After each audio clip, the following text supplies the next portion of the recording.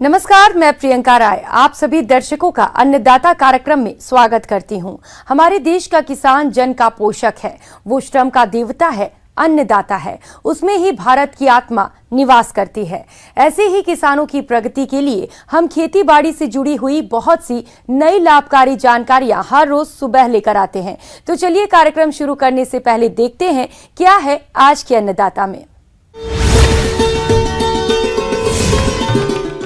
मूंग की उन्नत तकनीक से बुवाई करके ले अधिक उपज।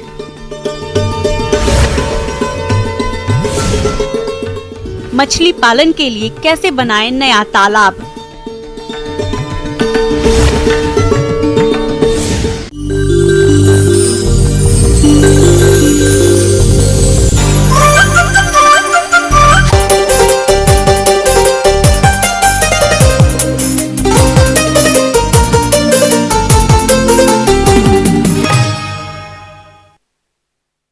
पिछले कुछ दिनों में अपने राज्य में बारिश काफी अच्छी हुई है और आने वाले दिनों में भी अच्छी बारिश की संभावना है। ऐसे में किसान खरीफ फसलों की बुवाई में लगे हैं। तो जो किसान मूंग की बुवाई करने जा रहे हैं, वे किसान मूंग की उन्नत तकनीक से खेती किस प्रकार से करें, इस बारे में जानकारी दे रहे हैं कृषि विज्ञान केंद्र टाकरड़ा के शस्य वैज्ञानिक BL यादव।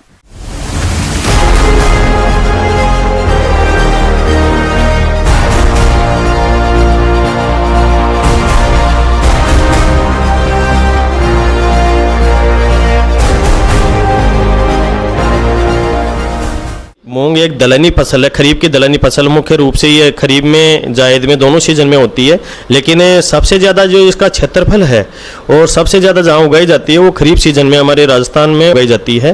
और खरीफ में ये वर्षा आधारित असिंचित परिस्थितियों में होने वाली फसल है और ये बहुत ही कम अवधि वाली फसल है, शॉर्ट ड्यूरेशन जिसको कहते हैं। इन्हें 2 महीने में ये फसल उगाई से लेकर कटाई तक तैयार हो जाती है और किसान भाइयों को अच्छा मुनाफा मिलता है और फसलों की तुलना में।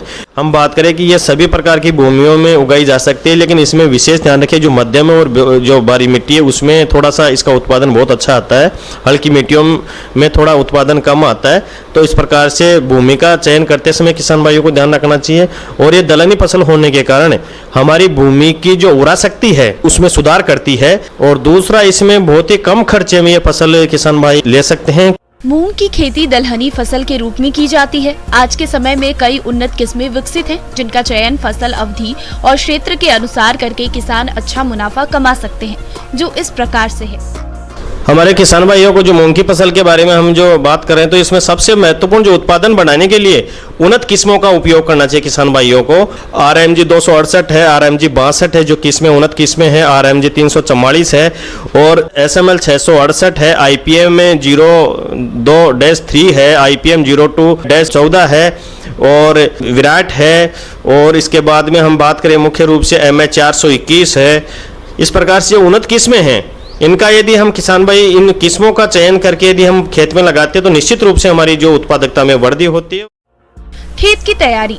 मूंग की बुआई के लिए पहली जुताई मिट्टी पलट हल से करनी चाहिए। इसके बाद 2 बार कल्टीवेटर से जुताई करके पाटा चलाकर खेत को समतल कर लिया जाता है। दीमक से बचाव के लिए क्लोरोपाइरीफॉस चूर्ण 20 किलोग्राम प्रति हेक्टेयर की दर से खेत की तैयारी के समय मिट्टी में मिलाना चाहिए। पोषक तत्व प्रबंधन किस हिसाब से करें इस फसल मूंग की फसल में, तो पोषक प्रबंधन की हम बात करें तो मुख्य रूप से 3 साल में एक बार उस खेत में 10 से 15 टन गोबर की खाद खेत में जरूर, जो अच्छी सड़ी गली गोबर की खाद है उसको मिलाए खेत में। और साथ में जब पोषक तत्वों की हम बात करें तो इसमें 20 किलोग्राम नाइट्रोजन और 40 किलोग्राम फास्फोरस तत्वों की आवश्यकता होती है प्रति हेक्टेयर के हिसाब से। इन सारे पोषक तत्वों है बुआई के समय उपयोग में किया जाता है। हमारी फसल से आर्थिक रूप से ज्यादा फायदा होगा। इसमें बीज का विशेष ध्यान रखना है कि इसमें हमारे को बीज दर कितना उपयोग करना है।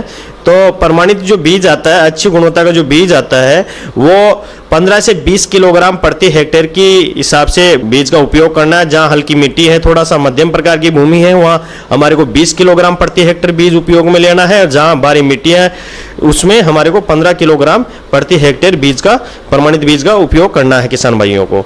जिसमें बीजोपचार की हम लोग बात करें तो सबसे पहले जो थायरम जो दवा होती है उसका 2 से 3 ग्राम प्रति किलोग्राम बीज की दर से हम उपचारित करेंगे तो निश्चित रूप से इस प्रकार की जो बीमारियों का जो जोखिम रहता है वो काफ़ी कम हो जाता। यदि दिमागी या सपेलट की समस्या है तो वहाँ जो कीटनाशी है, इमिडाक्लोपिड है, तो उससे उपचारित करके बिल्कुल लगाए। हम राइजोबियम कल्चर आता है उस कल्चर से हम उपचारित करेंगे तो निश्चित रूप से जो इसकी जड़ों में ग्रंथियां पाई जाती हैं उस ग्रंथियों से जो वातावरणीय नाइट्रोजन है उसका फिक्सेशन ये जो फसल है वो करती है, इसलिए उसको एक्स्ट्रा जो बहुत ज़्यादा जो है नाइट्रोजन देने की जरूरत नहीं होती है। भूमि में भी सुधार का काम करती है। उसका 5 से 10 ml प्रति किलो बीज के हिसाब से बुआई से पूर्व लगा के हम बुआई करेंगे तो निश्चित रूप से हमको इसका फायदा मिलेगा। साथ ही पीएसपी कल्चर की हम बात करते हैं तो उसको हम 5 से 10 ml प्रति किलो बीज के हिसाब से लगाएंगे तो जो घुलनशील जो एगुलनशील मात्रा में है, उपलब्ध अवस्था में नहीं है फास्फोरस, उसकी उपलब्धता हमारी भूमि में बढ़ेगी और हमारी फसल को मिलेगा। बुआई का समय हमारा जो है जुलाई का पहला सप्ताह या जून का लास्ट सप्ताह में हम बुआई करें तो निश्चित रूप से बहुत ही उचित समय है। वर्षा के मौसम में इन फसलों से अच्छा उत्पादन प्राप्त करने के लिए हल के पीछे कतारों में बुआई करना सही रहता है। खरीफ फसल के लिए कतार से कतार की दूरी 30 से 45 सेंटीमीटर और पौधे से पौधे की दूरी 10 से 15 सेंटीमीटर रखते हुए 4 सेंटीमीटर की गहराई पर बोना चाहिए। खरपतवार जो है उनकी समस्या बहुत ज़्यादा होती है इस फसल में, क्योंकि ये फसलें शुरुआत में बहुत धीरे से बढ़ती है और धीरे से बढ़ने से खरपतवार बहुत तेज़ी से बढ़ते हैं। बुआई करें उस समय हमें जो पेंडामेथिलिन नाम की जो हमारी जो खरपतवारनाशी है उसका हम उपयोग करेंगे। बुआई करने के बाद बीज उगने से पहले, तो उस टाइम में हमारी फसल में जो शुरुआती अवस्था में खरपतवार जो उगते हैं उसका बहुत अच्छा प्रबंधन होता है और फसल हमारी जो है खरपतवारों से ऊपर निकल जाती है। और बाद में जब खरपतवार उगते हैं तो हमें 15 से 20 दिन पे निराई गुड़ाई कर सकते हैं। फसल में एरिएशन उसकी जड़ों में अच्छा होगा तो निश्चित रूप से उसकी बढ़वार अच्छी होगी, बढ़वार अच्छी होगी तो उपज भी अच्छी आएगी। किसान भाइयों, अब लेते हैं एक छोटा सा ब्रेक।